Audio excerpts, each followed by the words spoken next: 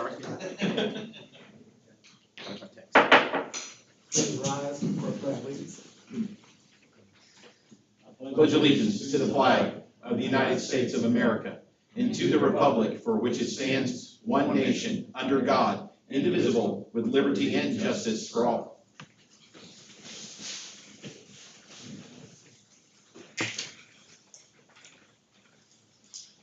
Roll call. Alderman Bocart. Absent. Alderman Ravenscraft. Absent. Alderman Colbert. Here. Alderman Bell. Here. Alderman Wilson. Here. Alderman Lewis. Here. Can I get a motion for approval of August 7th, 2024 meeting minutes, please? So moved. Can I have a second? Alderman Colbert, second. All in favor? Aye. Can I get approval for a motion to approve of tonight's agenda? So moved. Can I have a second, please? Second. All in favor? Aye. Moving on to special items, we have none. Appointments and boards to commissions, we have none. Scheduled public comments, none. Just a reminder that all scheduled public comments need to be into the city clerk by Wednesday before the meeting date. Public hearing, we have none. Introductions and first readings. Council Bill number 2024-31, an ordinance to adopt Chapter 16, Special Events and Parades and repeals Chapter 20, Traffic Code Section 20-720 through 20-722.5 relating to parades. Staff report, please. Awesome. So good evening, board. So what's before you tonight is a proposal of a new special events chapter to the city code. And so as Ashland has continued to grow, the need for a special events policy has also grown. And the suggested policy before you lays out the application process, requirements for parades, special events, foot races, and other events to be approved and held in Ashland. And the policy also recommends removing the parade language that is currently in the traffic code into this new section or the new chapter on the special events. And so right now there's currently very little language in the city code on holding special events. So this policy is just trying to rectify or fix that, and by laying out the permit application process and requirements to hold events and parades, as well as the responsibility of those that are holding the events. And so the policy does several things, the first of which it gives the chief of police the authority to accept or decline special event and parade applications. It also specifies that all applications must be submitted in their entirety to the chief of police, along with the $25 application fee, at least 60 days before the event is proposed to be scheduled. And it lays out a list of available event areas and parade routes to be provided by the city for parades and events that people wish to hold here. On top of that, the policy also defines 3 categories of events, along with foot races and block parties. First category of events that defines are Category 1 events, which just require a minimum of no road closures and are inclusive of events primarily taking place on private property, but that might need additional public space for the event or anything like that, but very minimal impact to the city for those events. And then for Category 2 events, these require more moderate road closures or consist of 250 people to 500 people and require at least 1 crowd manager. And then the last category of events that it lays out are Category 3 events, which require prolonged road closures or have more than 500 people. And the policy also requires that these events have at least 2 crowd managers, along with the site and parking plan be submitted with the application. The policy also defines a block party as a neighborhood event and classifies it as either Category 1 or 2, depending on its size, for which a street is temporarily closed and designated as a play street. And a foot race is defined as a group of 3 or more runners or walkers competing against each other, or a time limit over a fixed course, all or part of which involves the use of city streets right away. And the foot race category classification will really be determined by the chief of police, given its size. And then lastly on that, for most events, the city of Ashland will allow food and alcohol beverages on site. However, all food and alcohol arrangements must follow Boone County and City of Ashland procedures and permitting requirements. And proper food and alcohol permits must be secured at least 1 week prior to the event. So in terms of fiscal impact, this has very little long-term fiscal impact on the city. However, it does implement a $25 application fee to be paid to the city. when I was doing research on all the other special events that cities have, across the board, they have an application fee. $25 is about the lowest. There, it ranges from 50 to higher. We decided to set it at 25. And in conclusion, the staff recommends the approval of the ordinance authorizing the special events policy be codified. I'd be happy to answer any of you guys' questions on anything about this. So if they voted tonight, does it become effective tonight? I believe it needs a second reading Second reading. first, yes. So do folks need, I mean, there's some sort of lag, I imagine, between special events now, but when do you anticipate people starting to make applications, like conceivably tomorrow? Conceivably, I would say once it goes through the second reading and then it's approved the second time, but any events that are already been approved, yeah, then it would not apply to those events and coming up to ones after that. Very good. The first new applicant would probably be the Christmas parade. So, to make sure I'm understanding this, we have a gentleman that lives on Christie Lane that likes to block off that road. So he can apply for an application and block it off this year. So in years past, he could not, but he's okay to do that now. So if he applies and he fills out all the requirements and everything, and it doesn't pose an undue burden on the city, or it's not hazardous or anything, then he should be able to block that off. Okay. Well, can I address that? Yeah, please. Um, That's all left up to you. Yeah, that particular one, of course, I've talked to that gentleman last year, and I will be, pretty reluctant to close off a through street. Okay. Right? Block party kind of thing on a cul-de-sac, where we get some feedback from neighbors that they're good with it, I could go along with, but blocking off a through street. And that particular one is Halloween, and that will be closing the whole city. That's why I was asking about that, because, I mean, it doesn't say that we cannot block off a through street. So do we need to add that? So as I read it, you have developed an appeal process in the event. So let's suppose a gentleman wants to block the through street and the chief declines that invitation. The gentleman can come to the board and get his redress there. In other words, if someone's not happy with the chief's opinion on something, which again, I have no reason to think that his opinion wouldn't be well justified and correct. From a legal standpoint, I like it very much, the idea. They can come to this board and ask you all for your opinion. You're free to disagree with the chief's logic or not. Actually, it would go to me first and then the board. Oh, I'm sorry, excuse me. It goes to me first and then the board. Even better. The more appellate process, the better. But, I mean, again, I don't doubt the chief's prudent concerns are valid and accurate, but the person can go through the process.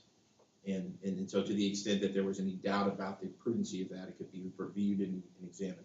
And my thinking is, you get a cul-de-sac with even if it had 10 or 20 houses, you can anticipate problems that will be there. You can deal with that. But a through street with substantial chunks of neighborhood on either side of it, there's too many neighbors to try to get approval from, and just too many unknowns in terms of potential emergency vehicles. Just people get, just too much traffic, and generally reluctant to close off too much of a public thoroughfare for a private. That's my view. I just know it's been brought up in the past, and if we're doing that, I just want to make sure that we're clear. Yeah. Theoretically, this should help take the guesswork out of that. Historically, it's been a back and forth discussion as opposed to having a pretty clear cut policy in place. Any other questions? Is there, I'm just kind of curious why it says that the application's not to be submitted more than 90 days ahead of the event. I'm just like, I think the idea behind that was just for scheduling and everything, just not book things out for that long out ahead when we don't know exactly what's going on in the city yet. So between 60 and 90 days can really help us with the workload and then scheduling everything out within that. I just think of like the standing events that kind of always seem to happen. Yeah, and I imagine that like the rodeo this weekend, we know that's gonna happen every year, Fall Fest, everything. So I imagine that the city keeps that in mind and whenever applications are coming in, but you can't apply till after those 90 days. And then I guess my other question too is for a Category 1 event, Yes. the $25 application fee still applies for that. And I guess I'm, in a way, kind of struggling to understand what exactly would be considered a category 1 event. If it's primarily on private property, I would see that it would be hard to enforce, like the $25 fee. Yeah, it's more if, say, someone's having a party in their front yard and it goes out into the street and they want to block off like a few parking spaces type of thing, but not the whole road, that would qualify more as a category 1 event. If they're just having a barbecue in their backyard, no public streets or anything are being touched, then that does not qualify as an event here.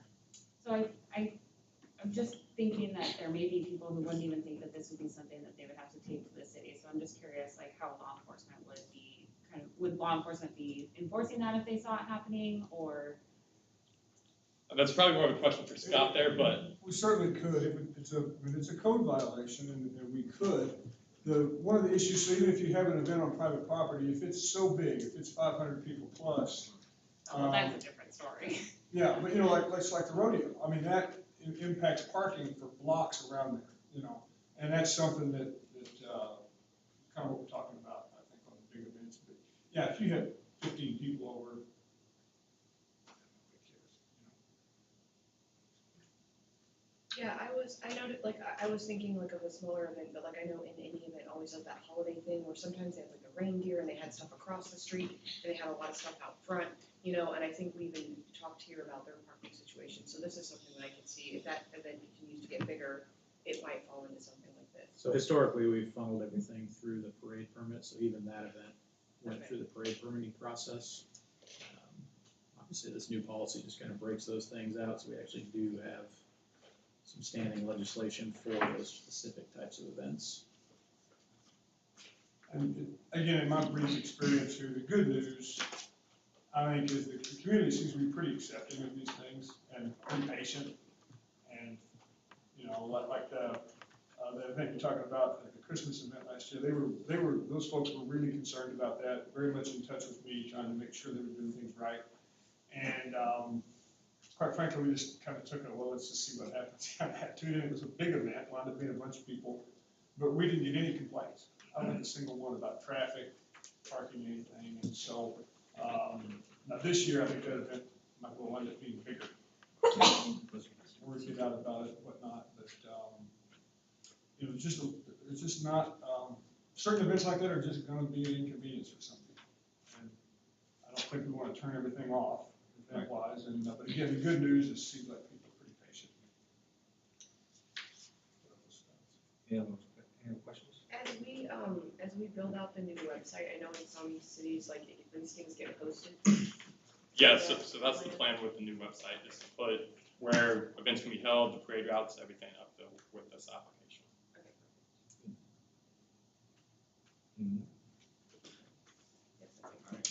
Can I get a motion approving Council Bill number 2024-31, an ordinance to adopt Chapter 16, special events and parades, and repeal Chapter 20, traffic code sections 20-720 through 20-722, lane to parades.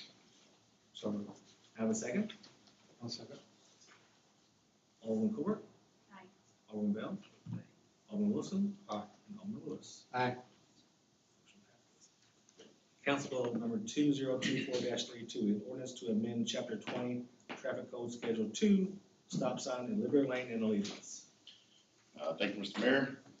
Members of the board, before you this evening is an ordinance that was requested by the board at our last meeting regarding the addition of stop signs at the intersection of Allegiance Ave and East Liberty Lane. I'll point out that due to an error on my part, the incorrect agenda memo was placed in the packet. A later addition was created that removed the verbiage regarding the speed zones, but we do anticipate bringing that back to the board at a later date. This ordinance would, if passed with 2 readings, would allow city staff to place stop signs at the intersection of East Liberty Lane and Allegiance Ave for the east and westbound traffic of Liberty Lane. There is currently a stop sign at that intersection for northbound traffic coming off of Allegiance Avenue. during the latter phases of Liberty Lane, or Liberty Landing North subdivision. We anticipate that that will become a four-way intersection, four-way stop intersection, as a road will be punched through to be directly across from Allegiance Avenue. I'd be remiss if I didn't point out to the board that this intersection has previously been looked at, did fail to meet the threshold to require the stop signs, utilizing MUTCD standards, Federal Highway Administration guidelines for stop sign warrant analysis. That being said, if the board wishes to pursue this, a passage of the ordinance would be required. Any questions for James? The stop signs are gonna have the blinker. So those stop signs would be regular stop signs. Due to the nature of the intersection, they would be 36-inch stop signs. There would be, in advance of those stop signs, stop ahead signs placed, similar to what was placed at Liberty and Middleton recently. For the eastbound traffic, as they would be approaching that intersection, coming up a hill, staff have had conversations regarding the best way to get a motorist's attention and make sure that they understand they're going to be expected to stop at the top of that hill. And we would utilize what is called a blinker sign, which would be a solar-powered stop sign ahead sign that would flash lights around the border of the sign for that motorist.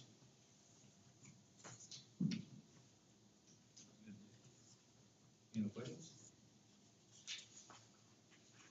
Can I get a motion approving Council Bill number 2024-32, an ordinance to amend Chapter 20 Traffic Code in Schedule 2, stop signs at Liberty Lane and Allegiance? So moved. Have a second? I'll second. Alderman Lewis?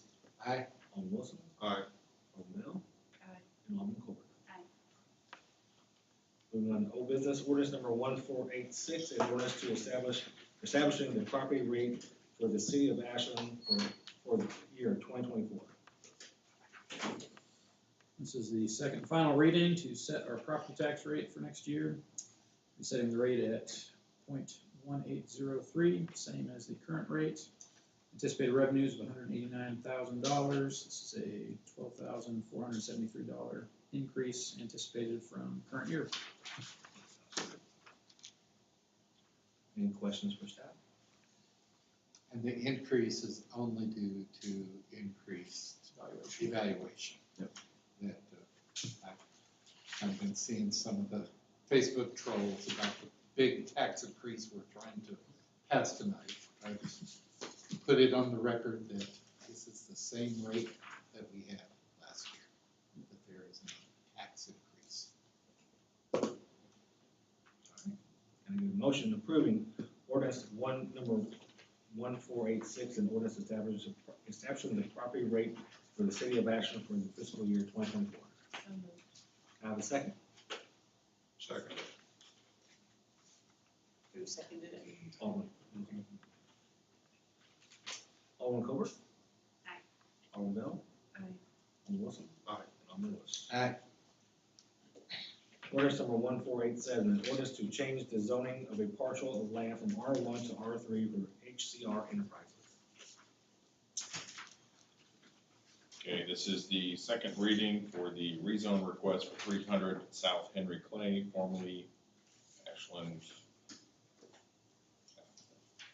Healthcare. Thank you. Everyone pretty much knows where it is, South Henry Clay, between East Johnson Avenue and Sierra Drive. The owner and the architect are not here tonight, as it passed unanimously last time.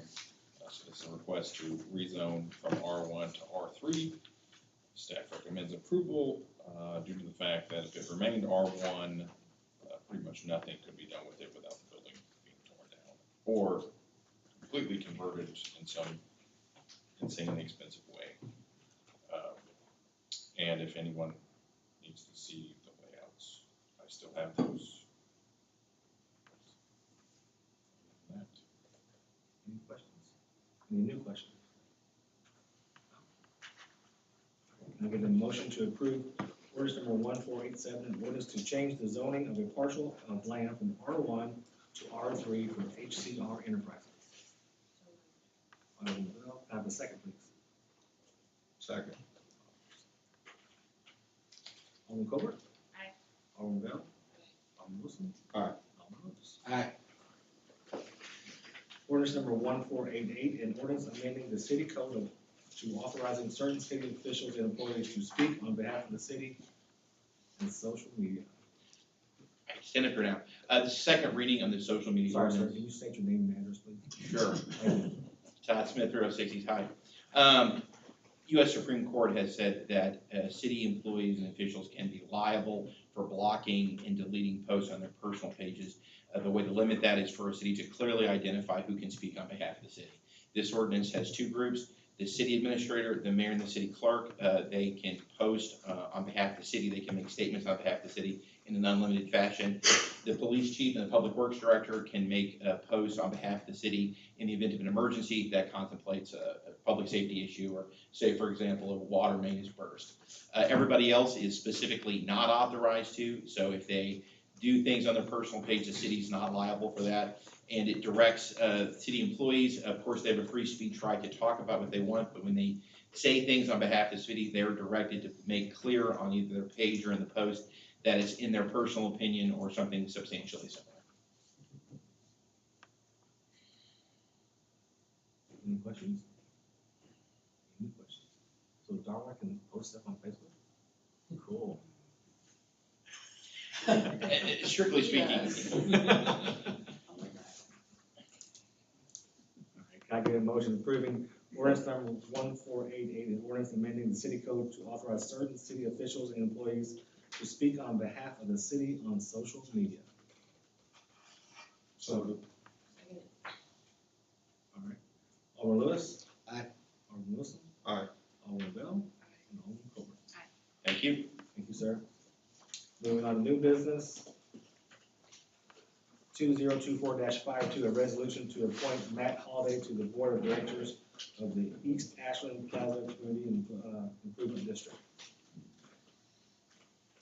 Not much of a staff report for this one. As you know, we have a CID over in East Ashland Plaza that's been in place since 2011. A lot of those terms for those board members had expired. Their articles of incorporation do state that in the event those terms expire, they just serve in perpetuity, but due to recent death in the family, they're putting forth Matt Holiday for appointment and also reestablishing their terms. So this resolution before you for consideration this evening. Is that a typical setup that the board, that the elected body appoints the CID board? Required by statute.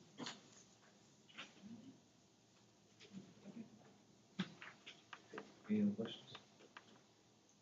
Can I get a motion to approve 2024-52, the resolution to appoint Matt Holiday to the Board of Directors of the East Ashland Plaza Community Involvement Improvement District? So moved. Can I have a second? second. All in favor?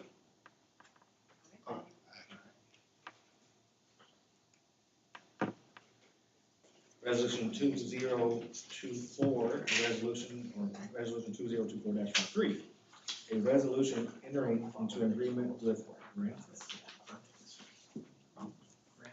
Granicus?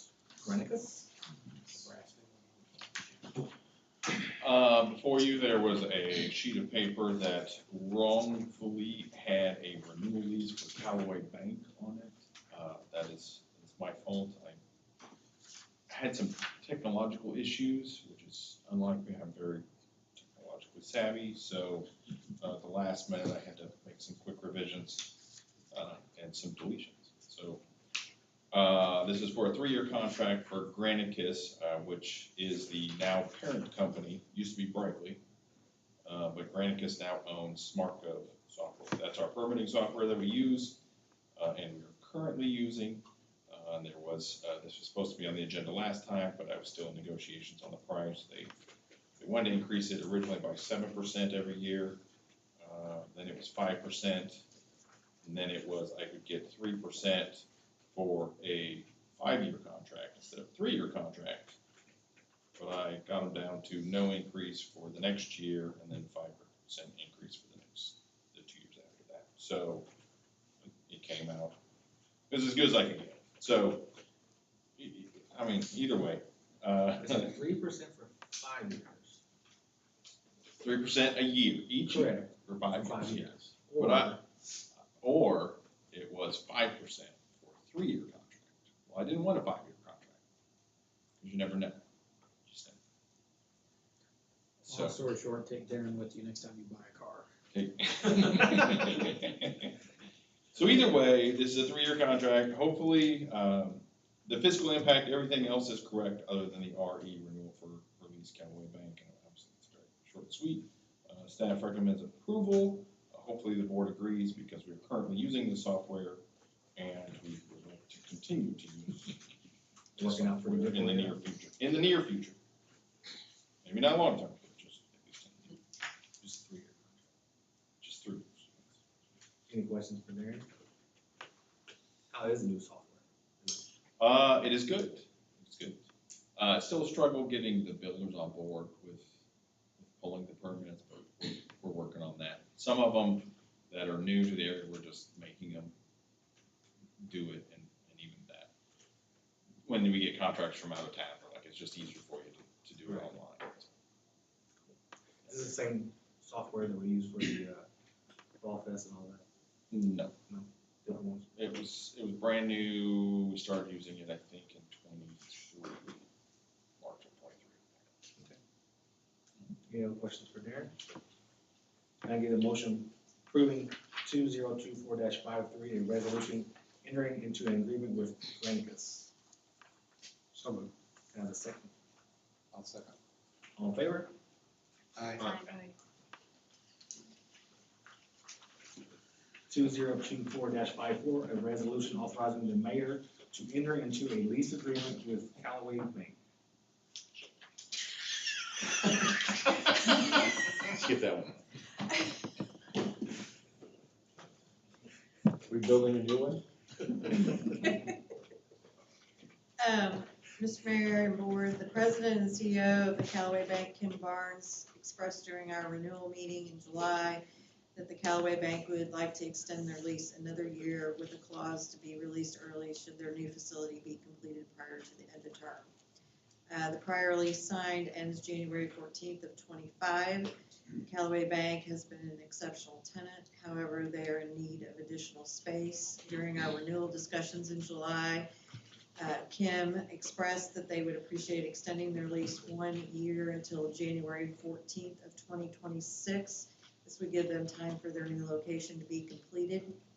The new lease before you ends January 14th of 26. There is no rate increases on rent or on the percentage of paid for utilities and building maintenance. Additionally, it requires them to pay for real estate taxes for 2025, as well as gives them an option to terminate the lease prior to January 14th of 26 should their new location be completed. It also requires them to fix anything that they're removing. They are going to keep the we're going to keep the drop boxes that are currently there and the window that is currently there. But they are removing their ATM. This is an active real estate deal, so I can't give out any information as far as where they're going, but they are remaining in Ashland. The city staff does recommend that we do renew their lease for another year with the clauses that Todd was able to put in there for us. Can you speak to whether ground has been broken yet as to the time frame of how long it may take It will be prior probably to January 14th. Do we have a plan for that side of the building? We're in discussions now about that. There hasn't been a decision made on whether we're going to continue to lease it out or use it for additional office space, because we're already running out of storage room over here. I didn't see it in here, but is there a 60-day requirement for notice of ending the lease early or 30 days? Do you know what that time requirement is for them to let us know? There isn't a time requirement in there, I don't believe. I think it when we talked to her, it was gonna be, 90 days, but they have a lot of, obviously, a lot of security equipment that they need to remove, prior to that, and there's, some, building a bank is a little bit different. So we will know way ahead of time because of, yeah, maybe that stuff. And they'll have to start facilitating repairs, removing their sign and repairing that, et cetera. I assume they'll have to build a bank vault.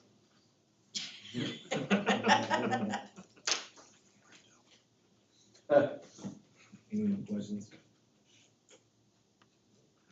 Can I get a motion approving 2024-54, a resolution authorizing the mayor to enter into a lease agreement with Callaway Bank?